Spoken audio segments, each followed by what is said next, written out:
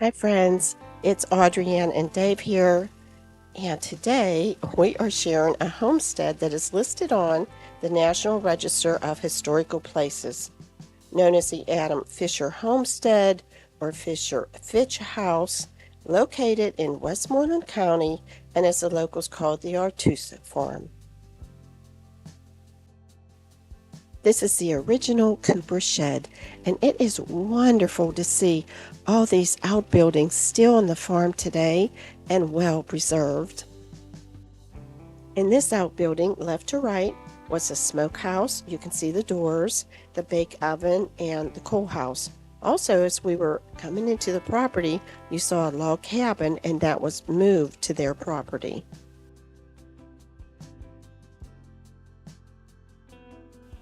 All the outbuildings are close to the home. This one is the closest. The upstairs has the washroom, which we would call the laundry room, and below it is the summer kitchen. This is the back of the house, and going around the bend a little bit is this beautiful door. This door leads into the parlor, and as in early America, when somebody passed away, they were laid out in the parlor, and this is the door that the friends and family would use. This home has been lovingly preserved, and as Karen, the owner, was taking Dave and her friend Margaret through the house, I was asking her about the floor, and she said it used to be a bathroom there, and she appreciated that I love that she just kept it how it was after they removed the bathroom. It would have been the original floor. This was one of the family heirlooms, and the house does have wonderful family heirlooms in it. If you love an early, well-preserved home, you're going to love this home. We're just so excited to be sharing it with you today and all the details. The reason I love that floor and the variations on it is because it is part of this home story and it has not been erased, as well as the original brass knobs, blacksmith, hardware, and the grain painting in this home is unbelievable. It has so many variations. I've never seen anything in an old historic home. Different variations, different colors on all the different doors, downstairs and upstairs, and they all have been lovingly preserved. This home is dated 1837. It's a two-story, 5-bay brick home with a sandstone foundation built in the Federal style. It is believed that all the grain painting in this home was painted by a wagon painter. And do you see that little mark there, the black mark on the door? That is believed to be the painter's portrait. Isn't that fantastic? All this grain painting in different styles reminds me of the watercolor by Joseph Davis that was dated in 1837. Come inside with me as we meet Karen, and then we'll tour her home where her and her husband preserved it, raised 3 children, farm animals, and had jobs off the farm. It is a labor of love. Let me start off by thanking you for inviting us to your home. It's beautiful, and every room is unique and beautiful. So, uh, how long have you lived here? We moved here in 83, 83, okay. so I don't do math anymore. Ah, But it's a while, 40 years. I know, time sneaks up Yeah. for us. But when was it built? The house was built, we believe, in 1837. There was a brick in the top of this fireplace. When they did some work on there, they found a brick that was dated. Well, houses could talk, and this one's talking a little bit to us, which is so unique that they took time to do things like that. Yeah. Okay, how did you end up living here? So we were living in Baltimore, and we knew we were moving out here, so we came out to look at some houses. And I cleaned when I was in high school and college. I cleaned houses, so I knew I didn't want a big house. Every house I lived in as a kid was a brick house. So I said, I don't want a brick house. But we did say we wanted 3 acres. So the real estate agent brought us over here and said, just take a look at it. And I fell in love. My husband fell in love. My parents thought I was nuts. But that's okay. Yeah, it is okay. Well, how did the 3 acres go? Where are we at now? So we had 3 acres, and then the developer who originally bought this farm had only developed half of the property and was planning on developing the second half. But there wasn't enough demand in our area, so he ended up selling it to us. So we now have about 60 acres. Well, earlier you shared that a proposal was to have a get-go gas station about 100 yards that way. Yeah, right next to the house. Nice and convenient. Yeah, very well. Yeah, you could have got the cup of coffee every morning. So, but it's so unique that how fate Yes, took its time and place here. absolutely. Yes. Well, Karen, we've been here for 15 minutes with you, and you already gave us 10 hours of stories or things that we can talk about. But what did the house look like when you moved here? A little bit different than it does today. We were very grateful that a lot of the old painting on the woodwork had been kept, but every single room but one had wallpaper on it. And not just one or two or three, it had a thick layer of wallpaper. So we stripped all that off. What we were impressed with was that underneath paint in our hallway, there is hand stenciling that goes up the steps, and it has just accents to it. It's not just a stencil. We were really, really pleased that was still here. You showed us that us coming in, and it is unique and Yes. special. Yes.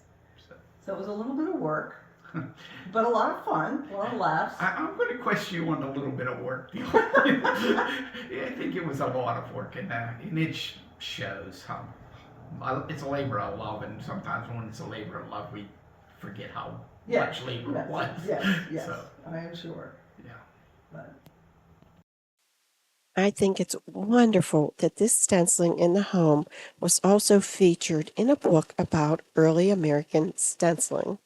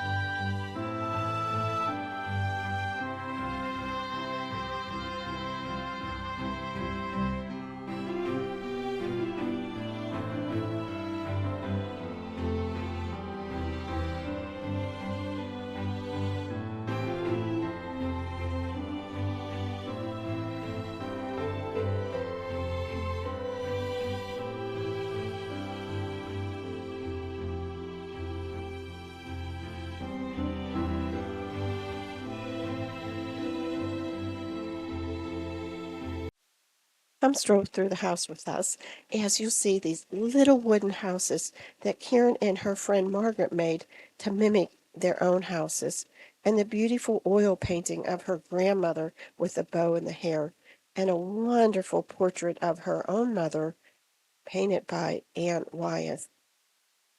And how many fireplaces do you think are in the home?